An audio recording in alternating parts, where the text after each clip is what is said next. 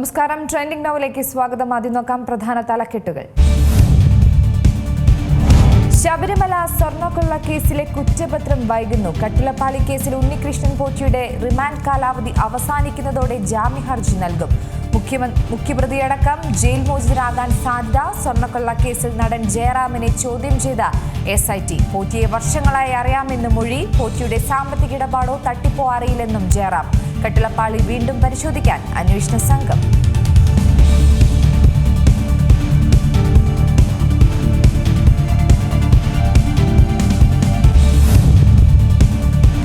CPM-നെതിരെ രൂക്ഷ വിമർശനവുമായി പുറത്താക്കപ്പെട്ട പയ്യന്നൂരിലെ വി കുഞ്ഞികൃഷ്ണന്റെ പുസ്തകം. നേതൃത്വത്തെ അണികൾ തിരുത്തണമെന്ന് പുസ്തകത്തിന്റെ പേര്. നേതാക്കൾ CPM-നെ കമ്മ്യൂണിസ്റ്റ് പാർട്ടി അല്ലാതാക്കിയെന്നും പുസ്തകത്തിൽ വിമർശനം.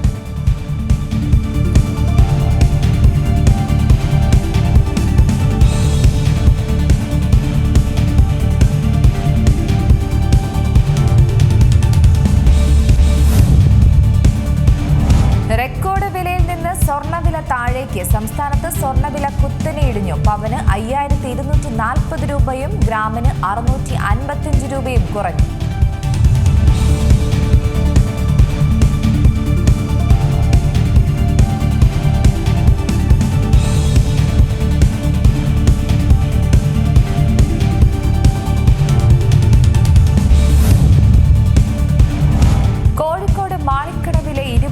വയസ്സുകാരിയുടെ കൊലപാതകത്തിൽ നിർണായക CCTV ദൃശ്യങ്ങൾ പുറത്തുവന്നത്. പ്രതി വൈശാഖിന്റെ ഇൻഡസ്ട്രിയൽ വർക്ക്ഷോപ്പിന് സമീപത്തെ വീട്ടിൽ നിന്നുള്ള CCTV ദൃശ്യങ്ങൾ. വൈശാഖിനും ഭാര്യയും ചേർന്ന് മൃതദേഹം കാറിൽ കയറ്റുന്നത് ദൃശ്യങ്ങളിൽ വ്യക്തം.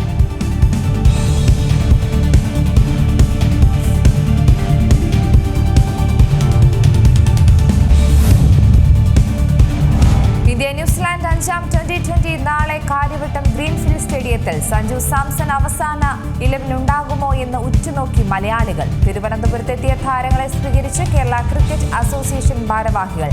മത്സരം നാളെ വൈകിട്ട് 7 മണിക്ക്.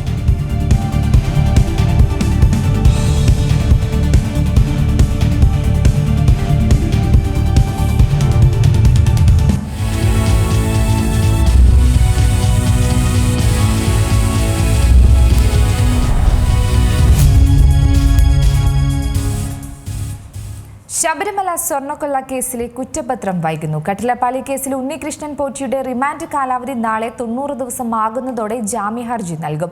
ഇതോടെ കേസിലെ മുഖ്യപ്രതിയടക്കം ജയിൽ മോചിതരാകാനാണ് സാധ്യത. ശബരിമല സ്വർണ്ണക്കൊള്ള കേസിലെ കുറ്റപത്രം സമർപ്പിക്കാൻ SIT വൈകുന്നതിനാൽ മുഖ്യപ്രതി ഉൾപ്പെടെയുള്ളവർ ജയിൽ മോചിതരാകാനാണ് സാധ്യത. കട്ടിലപ്പാളി കേസിൽ ഉണ്ണികൃഷ്ണൻ പോറ്റിയുടെ റിമാൻഡ് കാലാവധി ഈ മാസം 31-ന് 90 ദിവസമാകുന്നതോടെ ജാമ്യ ഹർജി നൽകും.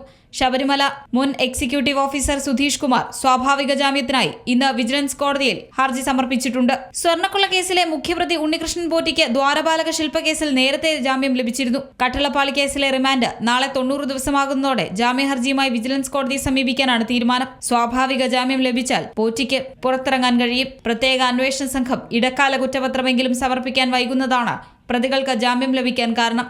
ശബരിമല മുൻ അഡ്മിനിസ്ട്രേറ്റീവ് ഓഫീസർമാരായിരുന്ന മുരാരി ബാബുവും S ശ്രീകുമാറും ഇതിനോടകം തന്നെ ജാമ്യം ലഭിച്ച് ജയിൽ മോചിതരായി.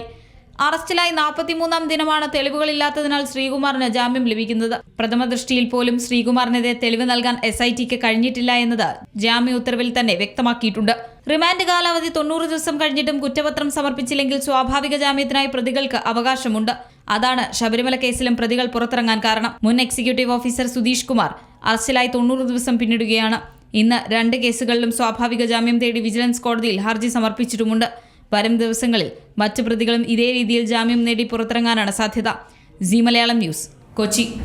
ശബരിമല സ്വർണ്ണക്കൊള്ള കേസിലാണ് നിർണായക നിമിഷങ്ങൾ. കാരണം ഇത്രത്തോളം ദിവസങ്ങൾ എത്തിയിട്ടും അന്വേഷണം എവിടെ എത്തി എന്നുള്ളൊരു ചോദ്യം മാത്രമാണ് ബാക്കിയാകുന്നത്. ഓരോ ദിവസവും ഓരോ പുതിയ ആളുകളെ ചോദ്യം ചെയ്യുന്നു എന്നല്ലാതെ കൃത്യമായ ഒരു രേഖയിലേക്കാണ് അന്വേഷണം എത്തുന്നത് എന്ന് ഇതുവരെ പുറത്തു വരുന്നില്ല. വിശ്വാസികളെ സംബന്ധിച്ചിടത്തോളം, കേരള സമൂഹത്തെ സംബന്ധിച്ചിടത്തോളം ഇത് വലിയ അങ്കലാപ്പുണ്ടാക്കുന്ന നിമിഷങ്ങൾ തന്നെയാണ്. കാരണം ശബരിമല സ്വർണ്ണക്കേസിലെ കുറ്റപത്രം സമർപ്പിക്കാൻ SIT വൈകുന്നത് കൊണ്ട് തന്നെയാണ് ഈ ഒരു ആശങ്ക നിലനിൽക്കുന്നത്. മുഖ്യപ്രതി ഉൾപ്പെടെയുള്ളവർ ജയിൽ മോചിതരാകാനും ഇതിലൂടെ സാധ്യതയുണ്ട്. കാരണം കട്ടളപ്പാളി കേസിൽ ഉണ്ണികൃഷ്ണൻ പോറ്റിയുടെ റിമാൻഡ് കാലാവധി നാളെ അവസാനിക്കും. 90 ദിവസമാവുകയാണ്. അപ്പോൾ ജാമ്യ ഹർജി തീർച്ചയായും നൽകും. ശബരിമല മുൻ എക്സിക്യൂട്ടീവ് ഓഫീസർ സുധീഷ് കുമാർ സ്വാഭാവിക ജാമ്യത്തിനായി വിജിലൻസ് കോടതിയിൽ ഹർജി സമർപ്പിക്കുന്നുണ്ട് എന്നാണ് അറിയാൻ സാധിക്കുന്നത്. അങ്ങനെ വരികയാണെങ്കിൽ സ്വർണ്ണക്കൊള്ള കേസിലെ മുഖ്യപ്രതി ഉണ്ണികൃഷ്ണൻ പോറ്റിക്ക് ദ്വാരപാലക ശില്പ കേസിലെ നേരത്തെ ജാമ്യം ലഭിച്ചതാണ്.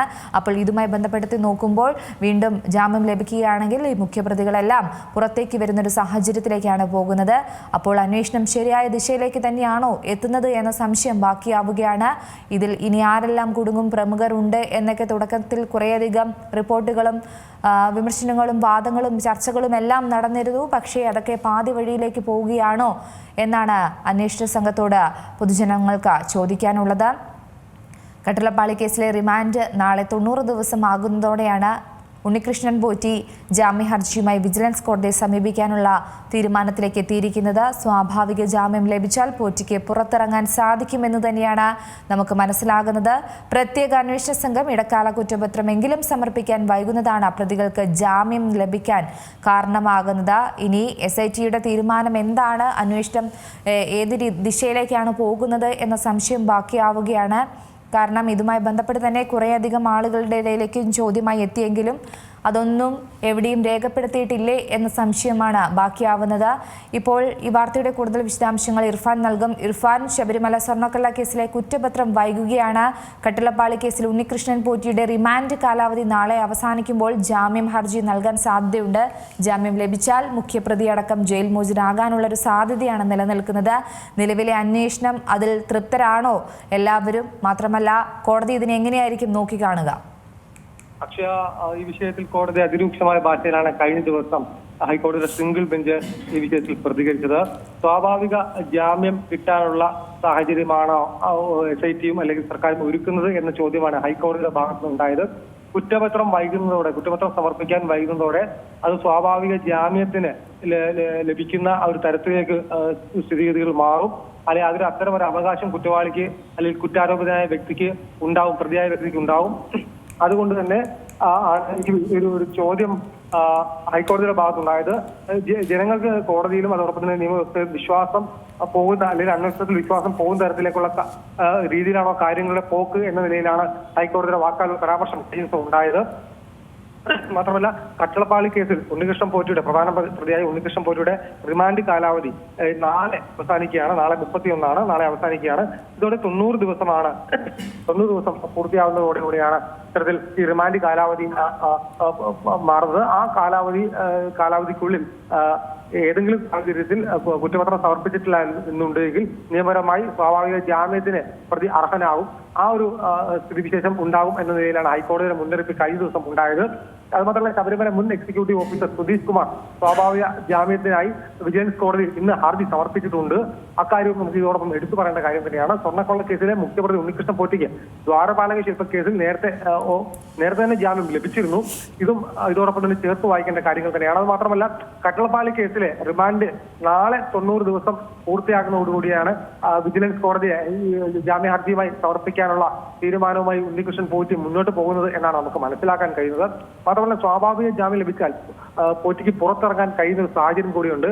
അത് അന്വേഷണത്തിനെ ഉൾപ്പെടെ കാര്യമായി പ്രതികൂലമായി ബാധിക്കും എന്നുള്ള കാര്യമാണ് രാഷ്ട്രീയ കേന്ദ്രങ്ങൾ വിലയിരുത്തുന്നത്. മാത്രമല്ല സ്വാഭാവിക ജാമ്യം ലഭിച്ചാൽ നേരത്തെ സൂചിപ്പിച്ചതുപോലെ സ്വാഭാവിക ജാമ്യം ലഭിച്ചാൽ ഈ കേസിലെ കൂടുതൽ തെളിവുകൾ നശിപ്പിക്കാനുള്ള ഒരു സാധ്യത കൂടി മുന്നിൽ SIT കാണുന്നുണ്ട്. എങ്കിൽ പോലും കുറ്റപത്രം ഇതുവരെയും സമർപ്പിച്ചിട്ടില്ല എന്നുള്ളത് തന്നെയാണ് വളരെ ഗുരുതരമായ വീഴ്ചയായി എടുത്തു പറയേണ്ട ഒരു കാര്യം. മാത്രമല്ല പ്രത്യേക അന്വേഷണ സംഘം ഇടക്കാല കുറ്റപത്രം നൽകിയെങ്കിലും അല്ലെങ്കിൽ സമർപ്പിക്കാൻ വൈകുന്നത് തന്നെയാണ് ഈ പ്രതികൾക്ക് ജാമ്യം ലഭിക്കാൻ കാരണം ഇതിൽ കുറേയധികം സംശയങ്ങൾ ബാക്കിയാകുന്നത്. കാരണം സ്വർണ്ണക്കൊള്ള കേസിൽ ഒക്ടോബർ 17 പ്രത്യേക അന്വേഷണ സംഘം ആദ്യ അറസ്റ്റ് രേഖപ്പെടുത്തുന്നത്. ഇപ്പോൾ 2026 ജനുവരി അവസാനിക്കുകയാണ്. എന്നിരുന്നാൽ പോലും ഇതിന് കൃത്യമായ ഒരു അന്വേഷണ റിപ്പോർട്ട് അല്ലെങ്കിൽ കുറ്റപത്രം സമർപ്പിക്കാൻ SIT വൈകുന്നതിൽ തീർച്ചയായും കോടതി തക്കതായ ഒരു ശിക്ഷാ രീതിയിൽ തന്നെ ഇതിൽ ഒരു കാര്യങ്ങൾ ചോദിച്ചറിയാൻ നിൽക്കുമായിരിക്കും അല്ലേ? പല തവണ ബഹുമാനപ്പെട്ട ഹൈക്കോടതിയുടെ സിംഗിൾ ബെഞ്ചും ഡിവിഷൻ ബെഞ്ചും ദേവസ്വം ബെഞ്ച് ഉൾപ്പെടെയുള്ള ഡിവിഷൻ ബെഞ്ചും SITക്ക് മുന്നറിയിപ്പുകൾ നൽകിയിരുന്നു. അല്ലെങ്കിൽ അവരുടെ അന്വേഷണം ശരിയല്ല എന്ന നിലയിലുള്ള രൂക്ഷ വിമർശനം ഉണ്ടായിരുന്നു. മാത്രമല്ല പല രീതിയിലുള്ള ചോദ്യങ്ങൾ കോടതിയുടെ ഭാഗത്തുനിന്ന് വിവിധ ജാമ്യാപേക്ഷകൾ പരിഗണിക്കുമ്പോൾ ഉണ്ടായിട്ടുണ്ടായിരുന്നു.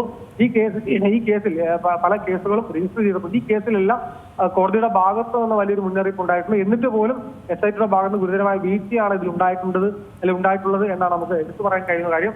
തന്ത്രി ഉൾപ്പെടെയുള്ള ആളുകളെ അറസ്റ്റ് ചെയ്യുന്ന സുപ്രധാന നീക്കത്തിലേക്ക് കോടതിയെ തന്നെ നിയന്ത്രിക്കുന്ന പ്രത്യേക അന്വേഷണ സംഘം നീങ്ങിയെങ്കിലും ഇടക്കാല കുറ്റപത്രം പോലും സമർപ്പിക്കാൻ കഴിയാത്തൊരു സാഹചര്യത്തിലേക്കാണ് SIT പോയത് എന്നുള്ളത് തന്നെ വളരെ ഗുരുതരമായ വീഴ്ചയായിട്ട് നമുക്ക് എടുത്തു പറയേണ്ട കാര്യം തന്നെയാണ്. ശബരിമല മുൻ ദേവസ്വം അഡ്മിനിസ്ട്രേറ്റീവ് ഓഫീസർമാരായ മുരാരി ബാബുവിനും S ശ്രീകുമാരനും ഇതിനോടൊപ്പം തന്നെ ജാമ്യം ലഭിച്ചിട്ടുണ്ട് എന്നുള്ളതും അവർ ജയിൽ മോചിതരായി എന്നുള്ളതും ഇതോടൊപ്പം തന്നെ എടുത്തു പറയേണ്ട കാര്യമാണ്. മാത്രമല്ല അറസ്റ്റിലായതിന്റെ 43-ാം ദിവസമാണ് തെളിവില്ലാത്തതിനാൽ S ശ്രീകുമാറിന് ജാമ്യം ലഭിക്കുന്നത്. പ്രഥമ ദൃഷ്ടിയിൽ പോലും ശ്രീകുമാറിനെതിരായ തെളിവ് നൽകാൻ SITക്ക് കഴിഞ്ഞിട്ടില്ല എന്നുള്ളതാണ് ജാമ്യാപേക്ഷയിൽ അല്ലെങ്കിൽ ജാമ്യ ഉത്തരവിൽ ഈ ബഹുമാനപ്പെട്ട കോടതി പറഞ്ഞിട്ടുണ്ടായിരുന്നത്. മാത്രമല്ല റിമാൻഡ് കാലാവധി ഞാൻ നേരത്തെ സൂചിപ്പിച്ച പോലെ റിമാൻഡ് കാലാവധി 90 ദിവസം കഴിഞ്ഞാൽ സ്വാഭാവിക ജാമ്യത്തിന് പ്രതികൾക്ക് അവകാശമുണ്ട് എന്നുള്ളത് തന്നെയാണ് നമുക്ക് എടുത്തു പറയേണ്ട കാര്യം. അങ്ങനെയെങ്കിൽ നാളെ സമർപ്പിക്കും. നാളെ ഉണ്ണികൃഷ്ണൻ പോറ്റിക്ക് വേണ്ടി വിജിലൻസ് കോടതിയിൽ ജാമ്യാപേക്ഷ സമർപ്പിക്കുകയും തൊട്ടടുത്ത ദിവസം തന്നെ ഉണ്ണികൃഷ്ണൻ പോറ്റി ജയിൽ മോചിതനാവുന്ന ഒരു സാഹചര്യം കൂടി സംജാതമായേക്കാം. മാത്രമല്ല ഉണ്ണികൃഷ്ണൻ പോറ്റി ജയിൽ മോചിതനായാൽ പല കാര്യങ്ങളും പൊതുസമൂഹത്തോട് വിളിച്ചു പറയും എന്നുൾപ്പെടെയുള്ള കാര്യങ്ങൾ ആണ് നമുക്കിനി പ്രതീക്ഷിക്കാൻ കഴിയുന്നത്. രാഷ്ട്രീയ കേരളം അത് തന്നെയാണ് ഉറ്റുനോക്കുന്നത്. മുൻ എക്സിക്യൂട്ടീവ് ഓഫീസർ സുധീഷ് കുമാർ അറസ്റ്റിലായ 90 ദിവസം പിന്നിടുകയാണ്. ഇന്ന് 2 കേസുകളിലും സ്വാഭാവിക ജാമ്യം തേടി വിജിലൻസ് കോടതിയിൽ ഹർജി സമർപ്പിക്കും എന്നുള്ളത് തന്നെയാണ് നമുക്ക് മനസ്സിലാക്കാൻ കഴിയുന്നത്. മറ്റു ദിവസങ്ങളിൽ മറ്റു പ്രതികളും ഇതേ രീതിയിൽ സ്വാഭാവിക ജാമ്യം നേടി പുറത്തിറങ്ങാനാണ് സാധ്യത എന്നാണ് നമുക്ക് മനസ്സിലാക്കാൻ കഴിയുന്നത്. അക്ഷയ. ശരി, ഇർഫാനാണ് വിശദാംശങ്ങൾ നൽകിയത്. ശബരിമല സ്വർണ്ണക്കേസിലെ കുറ്റപത്രം വൈകുന്നു. എന്തുകൊണ്ട് ഇത്രയധികം ആരോപണങ്ങളും വിവാദങ്ങളും ചർച്ചകളും ഒരു വശത്ത് നടക്കുമ്പോൾ കുറ്റപത്രം വൈകുന്നത് എന്തുകൊണ്ട് എന്നുള്ളൊരു ചോദ്യം മാത്രമാണ് ബാക്കിയാകുന്നത്. ഇതാരെയെങ്കിലും സംരക്ഷിക്കാൻ വേണ്ടിയാണോ എന്ന സംശയമാണ്. ഇത് കൂടുതൽ പ്രതികൾക്ക് പുറത്തേക്ക് ഇറങ്ങാനുള്ളൊരു സാധ്യത തന്നെയാണ് അല്ലെങ്കിൽ സംഭവിക്കാൻ പോകുന്നതെന്ന ആശങ്കയും അങ്കലാപ്പും ഈ ഒരു വിഷയത്തിൽ പൊതുവായി ഉണ്ട്. എന്തായാലും നമുക്കറിയാം 11 ആളുകൾക്കധികമാണ് ഈ ഒരു കേസുമായി ബന്ധപ്പെട്ട് അറസ്റ്റിലായത്. ഒക്ടോബർ മുതൽ തുടങ്ങിയ അന്വേഷണമാണ് ഇപ്പോൾ 2026 ജനുവരി എത്തിയിരിക്കുകയാണ്, പാതി വഴിയിൽ എത്തിയിരിക്കുകയാണ്.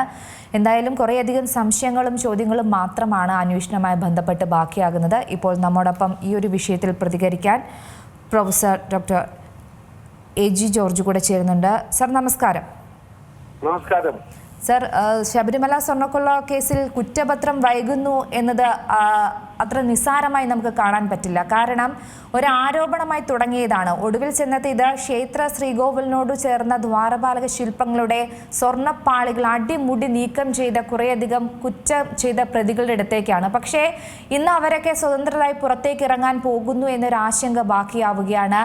ഈ അന്വേഷണം ഇത് ആരെയെങ്കിലും സംരക്ഷിക്കാൻ വേണ്ടിയാണോ? എന്തുകൊണ്ടായിരിക്കാം ഈ കുറ്റപത്രം വൈകുന്നത്?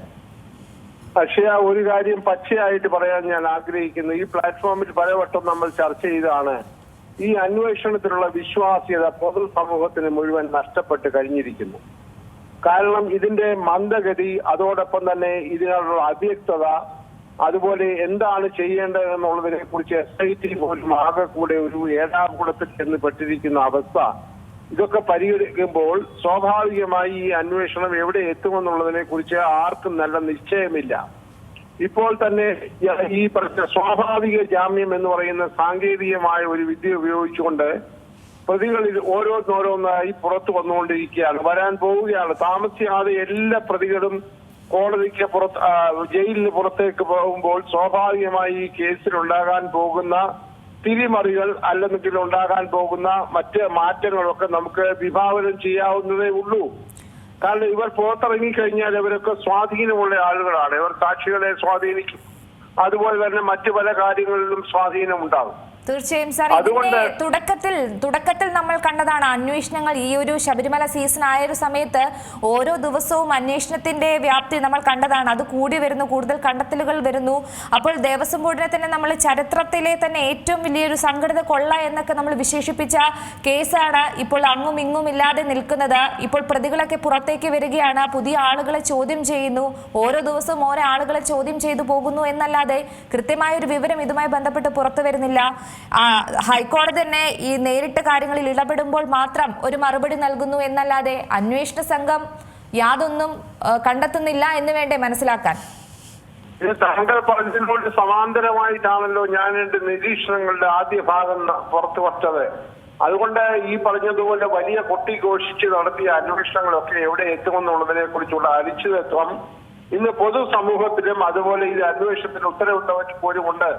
ബഹുമാനപ്പെട്ട ഹൈക്കോടതി പല വട്ടങ്ങളിൽ പല നിരീക്ഷണങ്ങൾ നടത്തുന്നുണ്ട്. ഒരു വട്ടം പറയും എല്ലാം ഭദ്രമായിട്ടാണ് അന്വേഷണങ്ങൾ മുന്നോട്ട് പോകുന്ന SITയുടെ, ചില ഘട്ടങ്ങളിൽ പറയും, മറ്റൊരു ബെഞ്ച് പറയും അത് അന്വേഷണം തൃപ്തികരമല്ല, ഉദാസീനമാണ്, എല്ലാ പ്രതികളെയും ഒന്നും വേണ്ട രീതിയിൽ ചോദ്യം ചെയ്യുന്നില്ല എന്നൊക്കെ പറയുമ്പോൾ തന്നെ ഈ അന്വേഷണത്തിന്റെ പോക്കിൽ വളരെയേറെ സങ്കീർണതകളുണ്ട്, സംശയങ്ങളുണ്ട് എന്നുള്ളത് വളരെ വ്യക്തമല്ലേ? അതുകൊണ്ടാണല്ലോ ഞാൻ പറഞ്ഞത് ഓരോരുത്തരായി ഈ പറയുന്ന സ്വാഭാവിക ജാമ്യത്തിന്റെ ആനുകൂല്യം പറ്റിക്കൊണ്ട് പുറത്തു വരുമ്പോൾ ഈ കേസിന്റെ എല്ലാ വഴിത്താരകളും തിരിഞ്ഞു പറയാൻ പോവുകയാണ്. അതുകൊണ്ട് നിങ്ങളെ പോലുള്ള മാധ്യമ പ്രവർത്തകരൊന്നും ഇതിനെക്കുറിച്ച് വലിയ ചർച്ചയ്ക്കൊന്നും പ്രസക്തിയില്ല. കാരണം നിങ്ങളുടെയൊക്കെയും അല്ലെങ്കിൽ പൊതുസമൂഹത്തിന്റെ ശ്രദ്ധയൊക്കെ 1.5 മാസം കഴിയുമ്പോൾ സംസ്ഥാനത്ത് നടക്കാൻ പോകുന്ന പൊതു തെരഞ്ഞെടുപ്പിലേക്ക് മാറും. അതിനുശേഷം ഉണ്ടാകാൻ പോകുന്ന ഒരു സർക്കാർ എങ്ങനെയാണ് ഇതിനോട് സമീപനം നടത്താൻ പോകുന്നത്, ഈ SIT എന്ന് പറയുന്ന സർക്കാർ ഉദ്യോഗസ്ഥന്മാർ എങ്ങനെ മുന്നോട്ട് പോകും, ഇതൊക്കെ വലിയ ചോദ്യങ്ങളാണ്. ഇതൊക്കെ നിങ്ങൾ അഡ്രസ് ചെയ്യണം, അഭിസംബോധന ചെയ്തിട്ട് വേണം. കാരണം ഈ പറയുന്ന SIT എന്ന് പറയുന്നത് ഇപ്പോഴത്തെ സർക്കാരിന്റെ ഉദ്യോഗസ്ഥരാണ്. ആ ഉദ്യോഗസ്ഥന്മാർ അതുപോലെ തന്നെ നിൽക്കണം പുതിയ സർക്കാർ വരുമ്പോൾ എന്നൊന്നും ശഠിക്കാൻ പാടില്ല. അപ്പോഴേക്കും ഒരുപാട് നമ്മൾ ഈ പമ്പയാറ്റിലൂടെ വെള്ളം ഒഴുകി കഴിഞ്ഞിരിക്കും. അതുകൊണ്ട് അന്വേഷണത്തിലേക്കുള്ള വിശ്വാസ്യത ഓരോ ദിവസവും നഷ്ടപ്പെട്ടുകൊണ്ടിരിക്കുകയാണ്. പ്രതികൾ പുറത്തേക്ക് ഓരോ ദിവസവും ഇറങ്ങിക്കൊണ്ട് വരികയാണ്. അന്വേഷണം ഒരു വഴി കൂടെ പോകും. ഇപ്പൊ ED ഒരു തരത്തിൽ അന്വേഷണം നടത്തുന്നു. ED അന്വേഷണം കൊണ്ടൊന്നും ഒരിടത്തും എത്തുന്ന ഒരു സാഹചര്യമില്ല. നമ്മൾ ചരിത്രം നോക്കുമ്പോൾ അറിയാം, അതിൽ കൺവിക്ഷൻ റേറ്റ് 10% പോലും താഴെയാണ്. അത് പോകട്ടെ. അപ്പൊ അങ്ങനെ വരുമ്പോൾ ഈ അന്വേഷണത്തിനെ കുറിച്ചൊന്നും വലിയ പ്രതീക്ഷയ്ക്ക് ഇനി വകയില്ല. അതുകൊണ്ട് ദയവായി മാധ്യമ പ്രവർത്തകർ പോലും ഈ കാര്യത്തിൽ ഒരുപാട് സമയം ചെലവഴിക്കാതെ വരാൻ പോകുന്ന തെരഞ്ഞെടുപ്പിനെ സംബന്ധിച്ച് ചർച്ച ചെയ്യുന്നതായിരിക്കും ജനങ്ങൾക്ക് കേൾക്കാൻ താല്പര്യം. മറ്റുള്ളതൊക്കെ ജനങ്ങളെല്ലാം എന്താണെന്നുള്ളതിനെ കുറിച്ച് ഇപ്പോൾ തന്നെ വിധി പുറപ്പെടുവിച്ചു കഴിഞ്ഞു. തീർച്ചയായും സാർ പറഞ്ഞത് 100% ശരിയാണ്. എന്നിരുന്നാൽ പോലും ശബരിമലയെ കേന്ദ്രീകരിച്ച് നടന്നിരിക്കുന്ന ഈ ഒരു വലിയ കൊള്ള, അത് ഈ ഒരു ശബരിമല മാത്രമല്ല, സംസ്ഥാനത്തുടനീളം പ്രവർത്തിക്കുന്ന മറ്റു ക്ഷേത്രങ്ങളെയൊക്കെ ലക്ഷ്യം വെച്ച് നടത്തുന്ന ഒരു തട്ടിപ്പ് സംഘത്തിലെ ഒരു കണ്ണി മാത്രമാണ് ഉണ്ണികൃഷ്ണൻ പോറ്റി മറ്റു കൂട്ടാളികളും എന്ന് നമ്മൾ ഇതിലൂടെ കണ്ടെത്തി. പക്ഷേ ഇവർക്ക് വേണ്ട ശിക്ഷ, അതും ഇപ്പോഴും മറഞ്ഞിരിക്കുന്ന ഉന്നതർ, അവരെയൊക്കെ പുറത്തേക്ക് കൊണ്ടുവരണ്ടേ? അല്ല, തീർച്ചയായിട്ടും ആ നിരീക്ഷണം വളരെ ശരിയാണ്. പക്ഷെ അത് കൊണ്ടുവരാനുള്ള ഒരു സംവിധാനം അല്ലെങ്കിൽ സാഹചര്യം ഇപ്പോൾ ഇല്ല. കാരണം ഇപ്പോൾ CPM എന്ന് പറയുന്ന ഭരണകക്ഷിക്ക് പോലും അവരിൽ ഉൾപ്പെട്ടതായിട്ടുള്ള ഇതിനകത്തെ പ്രതികളെന്ന് സംശയിക്കപ്പെടുന്നവരെ ആരെയൊന്നും പുറത്തു കൊണ്ടുവരാൻ അവർ ആഗ്രഹിക്കുന്നില്ല. അതുകൊണ്ടാണല്ലോ പ്രതിപക്ഷങ്ങൾ ആവശ്യപ്പെടുന്ന ഈ പറയുന്ന അന്വേഷണ കമ്മീഷനിൽ രാഷ്ട്രീയ സമ്മർദ്ദമുണ്ട്. ഞാൻ കുറെ കൂടെ വ്യക്തമായി പറയാം. മുൻ ദേവസ്വം മന്ത്രിയായിരുന്ന കടകംപള്ളി സുരേന്ദ്രൻ ഉൾപ്പെടെയുള്ള ആളുകളെ പൊതുമധ്യത്തിന്റെ അന്വേഷണത്തിന് വിധേയമാക്കാനായിട്ട് ഇപ്പോഴത്തെ സർക്കാർ തിരിയത്തില്ല. അപ്പോൾ അതുകൊണ്ടൊക്കെ അന്വേഷണം ചീറ്റിപ്പോകാനുള്ള എല്ലാ സാധ്യതകളും ഉണ്ട്.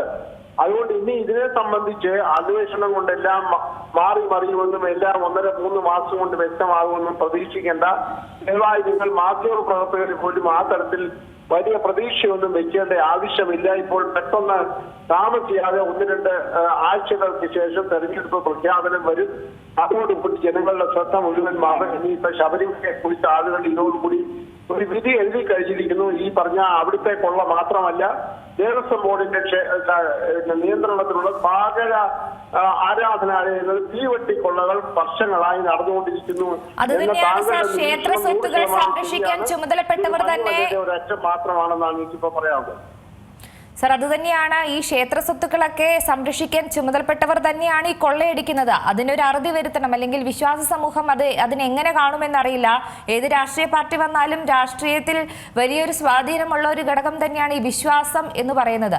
അതിനെ പലപ്പോഴും തെരഞ്ഞെടുപ്പ് വരുമ്പോൾ ഈ കേസിന് ഏത് രീതിയിലേക്ക് എത്തുമെന്നുള്ളൊരു ആശങ്ക തന്നെയാണ് പലപ്പോഴും എല്ലാവരും പങ്കെടുപ്പിക്കുന്നതും പറയുന്നതും. പക്ഷേ സർ, നിലവിൽ ഹൈക്കോടതിയിൽ ഈ മേൽനോട്ടത്തിൽ നടക്കുന്ന ഒരു അന്വേഷണം, അതിനെ എത്രത്തോളം വിശ്വസിക്കാൻ സാധിക്കും? അല്ല, ഹൈക്കോടതിയുടെ മേൽനോട്ടത്തിൽ നടത്തുന്ന നിരീക്ഷണം എന്നതിനേക്കാൾ നിയമപരമായി അവർക്ക് ബാധ്യത. ഞാനൊരു കാര്യം സാങ്കേതികമായി അങ്ങയോട് ചോദിക്കട്ടെ. ഈ വരാൻ പോകുന്ന സർക്കാർ എന്തോ ആയിക്കൊള്ളട്ടെ, ഒരു പുതിയ സർക്കാർ വരുമെന്നൊക്കെ നമ്മൾ പ്രതീക്ഷിക്കുമ്പോൾ ആ സർക്കാർ ഈ അന്വേഷണ കമ്മീഷനെ അടിമുടി മാറ്റിക്കഴിഞ്ഞാൽ ഹൈക്കോടതി എന്തായിരിക്കും നിരീക്ഷണം? കാരണം ഈ ഉദ്യോഗസ്ഥന്മാരാരും ഹൈക്കോടതി ഉദ്യോഗസ്ഥന്മാരല്ല. അന്വേഷണം നടത്തുന്ന മുഴുവൻ സർക്കാർ ഉദ്യോഗസ്ഥന്മാരാണ്, പോലീസ് വകുപ്പിൽപ്പെട്ടതാണ്. പോലീസ് വകുപ്പിനെ നിയന്ത്രിക്കുന്ന മുഖ്യമന്ത്രിയാണ്. വരാൻ പോകുന്ന ഒരു സർക്കാരിലും മുഖ്യമന്ത്രിയോ മറ്റാരെങ്കിലുമോ നിയന്ത്രിച്ചാൽ പോലും പുതിയ ഒരു ടീമിനെ നിയോഗിക്കാമെന്നുണ്ടെങ്കിൽ ഇത് ഒന്നേന്ന് തുടങ്ങേണ്ടതായിട്ട് വരും. അതുകൊണ്ട് അന്വേഷണം വലിയ പരിഭാവനമാണെന്നൊന്നും ദയവായി നിങ്ങളെ പോലുള്ള ആളുകൾ ധരിക്കേണ്ട. ഇത് കൊള്ളയുടെ ഒരു ചെറിയ അംശം മാത്രമേ ഉള്ളൂ. ഇത് സത്യസന്ധമായ അന്വേഷണം നടക്കണമെന്നുണ്ടെങ്കിൽ ഇപ്പോഴത്തെ സർക്കാരിന്റെ കാലത്ത് ഒരു കാര്യവൽഹാ നടക്കാൻ പോകുന്നില്ല. കാരണം ഞാൻ വളരെ ചുരുക്കി പറയാം, അതായത് അന്വേഷണ കമ്മീഷൻ സർക്കാരിന്റെ നിയന്ത്രണത്തിലാണ്. ഈ പ്രതിപട്ടികയിലുള്ള ആളുകളൊക്കെ വൻപൻ സാവുകൾ CPM-ന്റെ നേതാക്കന്മാരാണ്. അവർക്ക് ഒരു പോറൽ ഉണ്ടാക്കാതെ വിധം 2-3 മാസങ്ങളിലൂടെ ഈ സർക്കാരിനെ തട്ടിക്കഴിച്ച് മുന്നോട്ട് കൊണ്ടുപോകും. യാതൊന്നും സംഭവിക്കാൻ പോകില്ല എന്ന് ഞാൻ അസന്നിഗ്ധമായി പറയുന്നു. ദയവായി നിങ്ങൾ എന്നോട് ക്ഷമിക്കണം. സർ, ഒരു കാര്യം കൂടെ, ഈ ഒരു കൊള്ളക്കേസുമായി ബന്ധപ്പെട്ട് തന്നെ CBI കേസ് ഏറ്റെടുക്കാമെന്ന് പറഞ്ഞിരുന്നു. പക്ഷേ അതുമായി ബന്ധപ്പെട്ട ഒരു തീരുമാനമോ നടപ്പാക്കലോ ഒന്നും വന്നില്ല. അതിനെ എതിർക്കുകയാണ് ചെയ്തത്. നിലവിലെ സാഹചര്യത്തിൽ ഇനി CBI വന്നാൽ എന്തെങ്കിലും മാറ്റം പ്രതീക്ഷിക്കാമോ? അല്ല, അവിടെ 2 പ്രധാനപ്പെട്ട കാര്യങ്ങൾ പറഞ്ഞ് ഞാൻ അവസാനിപ്പിക്കാം. ഒന്നാമത് CBI അന്വേഷണം ആവശ്യമില്ല എന്ന് ഇപ്പോൾ ദേവസ്വം വകുപ്പിന്റെ ചുമതലയുള്ള ശ്രീ വാസവൻ തന്നെ പരസ്യമായി പ്രഖ്യാപിച്ചു കഴിഞ്ഞു. അദ്ദേഹം ആവർത്തിച്ച് നിയമസഭയിൽ പുറത്തു പറയുന്നത് ബഹുമാനപ്പെട്ട ഹൈക്കോടതി പോലും ഇപ്പോഴത്തെ അന്വേഷണത്തെ കുറിച്ച് നല്ല മതിപ്പ് പുറപ്പെടുവിച്ചിട്ടുണ്ട്. ഇപ്പോഴത്തെ SIP വളരെ മുൻപൊന്നും ഉണ്ടാകാത്ത വിധം അത്ര പരിഭാവനമായി അതിശ്രേഷ്ഠമായ പ്രവർത്തനമാണ് കാഴ്ചവെക്കുന്നതെന്നൊക്കെ അദ്ദേഹത്തിന്റെ സ്ഥിരം വാക്ധോരണിയിൽ അദ്ദേഹം നിയമസഭയിലും പുറത്തും പറഞ്ഞിട്ടുണ്ട്. അപ്പോൾ അവരുടെ മനസ്സിലെ ഉള്ളിരിപ്പ് എന്ന് പറയുന്നത് CBI ഒരു കാരണവശാലും അന്വേഷണം നടത്തേണ്ടതില്ല. 1. 2, CBI എന്ന് പറയുന്ന കേന്ദ്ര ഗവൺമെന്റ് ഏജൻസിയാണ്. കേന്ദ്ര ഗവൺമെന്റ് ഇപ്പൊ 2 മാസം കൊണ്ട് വലിയ അത്ഭുതമൊന്നും ഇവിടെ സൃഷ്ടിക്കേണ്ട ആവശ്യമില്ല. BJP എന്ന് പറയുന്ന പാർട്ടി നേതൃത്വം കൊടുക്കുന്ന കേന്ദ്ര ഗവൺമെന്റ് BJPയും കേരളത്തിൽ ചില രാഷ്ട്രീയ അജണ്ടയുമായിട്ടാണ് രംഗത്ത് നിൽക്കുന്നത്. അതുകൊണ്ട് അവരാരെയും ബോധിപ്പിക്കാതെ 2 സീറ്റ് കിട്ടാൻ ഒക്കുമെന്ന് പറഞ്ഞ് നോക്കി അഡ്ജസ്റ്റ്മെന്റ് കളിക്കുകയാണെന്നുള്ള കാര്യത്തിൽ യാതൊരു തർക്കവുമില്ല. അതുകൊണ്ട് CBI അന്വേഷണം നടത്തണമെന്ന് അവരുടെ ആവശ്യത്തിന് യാതൊരു ആത്മാർത്ഥതയുമില്ല. അവരെങ്ങനെയെങ്കിലും തട്ടിക്കൂട്ടി ഇവിടെ അവിടുത്തെ അന്തഃഛിദ്രം ഉണ്ടാക്കി 2-3 സീറ്റുകൾ ഒപ്പിച്ചിട്ട് രാജീവ് ചന്ദ്രശേഖരന് ഡൽഹിയിൽ പോയി ഗുഡ് സർട്ടിഫിക്കറ്റ് വാങ്ങിക്കാൻ വേണ്ടിയുള്ള ഒരു വളരെ വില കുറഞ്ഞ രാഷ്ട്രീയ തന്ത്രമാണ് അവർ പയറ്റിക്കൊണ്ടിരിക്കുന്നത് എന്നുകൂടെ പറയാൻ ഞാൻ ആഗ്രഹിക്കുന്നു. തീർച്ചയായും വളരെയധികം നന്ദി. അവസരത്തിൽ പ്രതികരിച്ചില്ല. എന്തായാലും അദ്ദേഹം പറഞ്ഞതുപോലെ തന്നെ CBI അന്വേഷണം വന്നാലും വലിയ മാജിക് ഒന്നും നമ്മൾ ഈ ഒരു അന്വേഷണവുമായി ബന്ധപ്പെട്ട് പ്രതീക്ഷിക്കേണ്ടതില്ല എന്നാണ് നിലവിലെ സ്ഥിതിഗതികൾ ചൂണ്ടിക്കാട്ടുമ്പോൾ. പക്ഷേ എന്നിരുന്നാൽ പോലും ഒരു പ്രതീക്ഷ അതുതന്നെയാണ് ഓരോ അന്വേഷണങ്ങൾ വരുമ്പോഴും. എന്തായാലും ശബരിമല സ്വർണ്ണക്കൊള്ള കേസിൽ SIT അറസ്റ്റ് ചെയ്ത പ്രതികൾ ഓരോരുത്തരായി പുറത്തേക്ക് വരുന്നൊരു സാഹചര്യത്തിൽ അന്വേഷണം അല്ലെങ്കിൽ ഇതുമായി ബന്ധപ്പെട്ട ഇനി അതിൻ്റെ നാൾവഴികളൊക്കെ പരിശോധിക്കുകയാണെങ്കിൽ നമുക്ക് ഞെട്ടൽ മാത്രമാണ്. കാരണം ഇതിൻ്റെ തുടക്കത്തിലൊക്കെ ഓരോ ദിവസവും ഓരോ കണ്ടെത്തലുകളൊക്കെ അത്രത്തോളം നിർണായകമായിരുന്നു. എന്നിരുന്നാൽ പോലും അതൊന്നും എവിടെയും എത്തിയില്ലേ, രേഖകളിലൊന്നും ചേർത്തപ്പെട്ടില്ലേ എന്നാണ് സംശയമുള്ളത്. എന്തായാലും നമ്മുടെ ഇതിൻ്റെ നിയമവശങ്ങൾ കൂടി ഒന്ന് പരിശോധിക്കേണ്ടതുണ്ട്. നമ്മോടൊപ്പം അഡ്വക്കേറ്റ് പത്മലക്ഷ്മി കൂടെ ചേരുന്നുണ്ട്. ശ്രീ പത്മലക്ഷ്മി, നമുക്കറിയാം ശബരിമല സ്വർണ്ണക്കൊള്ള കേസുമായി ബന്ധപ്പെട്ട് കുറ്റപത്രം വൈകുകയാണ്. മാത്രമല്ല അറസ്റ്റ് ചെയ്ത പ്രതികളെല്ലാം ഓരോരുത്തരായി പുറത്തേക്ക് വരികയാണ്. ഇനി ഹൈക്കോടതിയുടെ നിർണായക ഇടപെടൽ വരുമ്പോൾ കേസിൽ ഒരു നിർണായക നീക്കം തന്നെ പ്രതീക്ഷിക്കാമല്ലേ? തീർച്ചയായിട്ടും ഇതിനകത്ത് എന്തെങ്കിലും ഒരു തീരുമാനം എടുക്കേണ്ടത്, അതായത് ഹൈക്കോടതിയുടെ കീഴിലുള്ള അന്വേഷണ സംഘമാണ് SIT സ്പെഷ്യൽ ഇൻവെസ്റ്റിഗേഷൻ ടീമാണ് അന്വേഷിക്കുന്നത്. അത് നമുക്ക് വളരെ പ്രതീക്ഷ ഉളവാക്കുന്ന കാര്യമാണ്. ഹലോ, ഒരു കാര്യം കൂടെ, ഇപ്പോൾ ഈ പ്രതിവാദത്തിന്റെ വാദമൊക്കെ കണക്കിലെടുത്ത് കൂടുതൽ നടപടികളിലേക്ക് കോടതികൾ കടക്കുകയാണല്ലോ. അപ്പോൾ കൂടുതൽ സൗകര്യം പ്രതികൾക്ക് പുറത്തേക്ക് ഇറങ്ങാനുള്ള ഒരു സാധ്യത ഈ കേസിൽ നിലനിൽക്കുന്നുണ്ടോ ഈ ഒരു സാഹചര്യത്തിൽ? ഈ ഒരു സാഹചര്യത്തിൽ തീർച്ചയായിട്ടും നിലനിൽക്കുന്നുണ്ട്. എന്താണെന്ന് വെച്ച് കഴിഞ്ഞാൽ ചാർജ് ഷീറ്റ് സമർപ്പിക്കുക എന്നുള്ളത് അതായത് സ്പെഷ്യൽ ഇൻവെസ്റ്റിഗേഷൻ ടീമിന്റെ ഉത്തരവാദിത്തമാണ്. അതിനകത്ത് അവര് എന്താ പറയാ പരാജയപ്പെടുന്നതായിട്ടാണ് കാണുന്നത്. അതിന്റെ ഒരു പരിണിത ഫലമാണ് ഈ ആളുകൾക്ക് ജാമ്യം കിട്ടുന്നത്. പിന്നെ ഇതിന് മുമ്പിറങ്ങിയ ആളുകളുടെ ജാമ്യത്തിന്റെ ജഡ്ജ്മെന്റ് വായിച്ചു നോക്കുമ്പോൾ, ജാമ്യം കിട്ടിയ ജഡ്ജ്മെന്റ് വായിച്ചു നോക്കുമ്പോൾ മനസ്സിലാകുന്നതും പ്രഥമ ദൃഷ്ടികൾ തെളിവുകളൊന്നും കണ്ടെത്താനും സാധിച്ചിട്ടില്ല. ഈ കേസിൽ ഇപ്പോൾ ഓരോരുത്തരെ അറസ്റ്റ് ചെയ്തിട്ടുണ്ടെങ്കിലും താങ്കൾ സൂചിപ്പിച്ച പോലെ തന്നെ ഇവർക്ക് വേണ്ട എതിരെയുള്ള തെളിവുകൾ ഹാജരാക്കാൻ SITക്ക് സാധിച്ചിട്ടില്ല എന്നുള്ള വലിയൊരു വീഴ്ച തന്നെയല്ലേ? മാത്രമല്ല ഹൈക്കോടതി ഇത്രത്തോളം ഇമ്പോർട്ടൻസ് ഈ കേസിൽ കൊടുക്കുമ്പോൾ പോലും അന്വേഷണ സംഘം വരുത്തിവെക്കുന്ന ഓരോ ദിവസം കണ്ടെത്തുന്ന കണ്ടെത്തലുകൾ അത്രത്തോളം ഈ ഒരു കേസുമായി ബന്ധപ്പെട്ട് തന്നെ ഒരു ഇഫക്റ്റീവായിട്ട് അത് അഡ്രസ്സ് ചെയ്യപ്പെടുന്നില്ല എന്ന് തോന്നുന്നുണ്ടോ? തീർച്ചയായിട്ടും അത് എഫക്റ്റീവായിട്ട് നടക്കുന്നില്ല എന്നുള്ളതിന് നമ്മൾ ഏറ്റവും പ്രധാനമായിട്ടും കണ്ടത് ഇതിനകത്തൊരു സിനിമാ നടന്റെ ഒരു സ്റ്റേറ്റ്മെന്റ് നമ്മൾ ശ്രദ്ധിച്ചിരുന്നോ? അദ്ദേഹത്തിന്റെ സ്റ്റേറ്റ്മെന്റ് തന്നെ വ്യക്തതയില്ലാത്ത ഓരോ ഇടങ്ങളിലും അദ്ദേഹം ഓരോ സ്റ്റേറ്റ്മെന്റ് ആണ് പറഞ്ഞിട്ടുള്ളത്. അതുപോലെ തന്നെ മുൻ മന്ത്രിയുടെ കാര്യത്തിനകത്ത് അന്വേഷണ സംഘം ഇപ്പോഴും ചോദ്യം ചെയ്ത് വിട്ടയക്കുന്നു. ഒരു വ്യക്തമായിട്ടുള്ള ഒരു പ്രൂഫ് കിട്ടി അറസ്റ്റ് ചെയ്യലേക്ക് എത്തുന്നില്ല. പറഞ്ഞോളൂ. പറയൂ. ഒരു സംശയം കൂടെ, ഇപ്പോൾ 90 ദിവസത്തിന് ശേഷം ഉണ്ണികൃഷ്ണൻ പോറ്റി വീണ്ടും ജാമ്യ ഹർജി നൽകാനുള്ള ഒരു സാധ്യത നിലനിൽക്കുന്നുണ്ട്. അങ്ങനെയെങ്കിൽ ഈ പറഞ്ഞതുപോലെ അദ്ദേഹം പുറത്തേക്ക് ഇറങ്ങാൻ സാധ്യത കൂടുതലാണല്ലേ? തീർച്ചയായിട്ടും. കാരണം അദ്ദേഹത്തിന് ബെയിലുള്ള അവകാശമുണ്ട്. നമ്മള് വ്യക്തമായിട്ട് മനസ്സിലാക്കേണ്ടത് ബെയിലിസ് റൈറ്റ്, ജയിലിസ് റൂൾ എന്നാണല്ലോ പറയുന്നത്. പക്ഷെ അങ്ങനെയാണെങ്കിൽ കേസിനെ അത് എങ്ങനെയായിരിക്കും ബാധിക്കാൻ പോകുക? ഹൈക്കോടതി അതുകൂടെ പരിഗണിക്കത്തില്ലേ? തീർച്ചയായിട്ടും അത് അങ്ങനെയാണെങ്കിലും ചാർജ് ഷീറ്റ് സമർപ്പിക്കേണ്ട ഉത്തരവാദിത്തം അന്വേഷണ സംഘത്തിൻ്റെതാണ്. അന്വേഷണ സംഘമാണ് ചാർജ് ഷീറ്റ് സമർപ്പിക്കേണ്ടത്. അതിനകത്ത് അവർ പരാജയപ്പെടുന്നത് അന്വേഷണത്തിനകത്ത് ഒരു ഇടക്കാല ചാർജ് ഷീറ്റ് വെക്കാമായിരുന്നു. ഇടക്കാല ചാർജ് ഷീറ്റ് പോലും അത് വെച്ചിട്ടില്ല. അതായത് ഈ ഒരു കേസുമായി ബന്ധപ്പെട്ട് ഇനി ഹൈക്കോടതി നിർണായകം ഒരു തീരുമാനം എടുക്കുകയാണെങ്കിൽ അങ്ങനെ CBIയുടെ ഒരു അന്വേഷണം ഇതിൽ നമുക്ക് പ്രതീക്ഷിക്കാമോ? അതെല്ലാം നമുക്ക് ഇനി മുന്നോട്ട് നോക്കേണ്ട കാര്യങ്ങളാണ്. ഈ അന്വേഷണം എഫക്റ്റീവ് അല്ലെങ്കിൽ മാത്രമാണ് CBIയിലോട്ടൊക്കെ നമ്മൾ എത്തുള്ളൂ. സ്പെഷ്യൽ ഇൻവെസ്റ്റിഗേഷൻ ടീമില് ഹൈക്കോടതി അങ്ങനെ ഒരു ആവശ്യത്തിനകത്തേക്ക് നമ്മൾ ഞാൻ മനസ്സിലാക്കിയതനുസരിച്ച് CBI അന്വേഷണത്തിലേക്ക് തോന്നുന്നില്ല. എന്തായാലും വളരെയധികം നന്ദി അഡ്വക്കേറ്റ് ഈ അവസരത്തിൽ പ്രതികരിച്ചാലും. ശബരിമല സ്വർണ്ണക്കൊള്ള കേസിലെ കുറ്റപത്രം വൈകുന്നു എന്ന തരത്തിലുള്ള റിപ്പോർട്ടുകൾ തന്നെയാണ്. അത് ശരിവെക്കുന്ന തരത്തിലാണ് ഇപ്പോൾ SITയുടെ അന്വേഷണം പുരോഗമിക്കുന്നത്. കട്ടിലപ്പാളി കേസിൽ ഉണ്ണികൃഷ്ണൻ പോറ്റിയുടെ റിമാൻഡ് കാലാവധി നാളെ 90 ദിവസം ആകുന്നതോടെ ജാമ്യ ഹർജി നൽകാനും സാധ്യതയുണ്ട്. ഇതോടെ കേസിലെ മുഖ്യപ്രതിയടക്കം ജയിൽ മോചിതരാകാനാണ് സാധ്യത. ബുള്ളറ്റിൻ പൂർണ്ണമാകുന്നു. നന്ദി.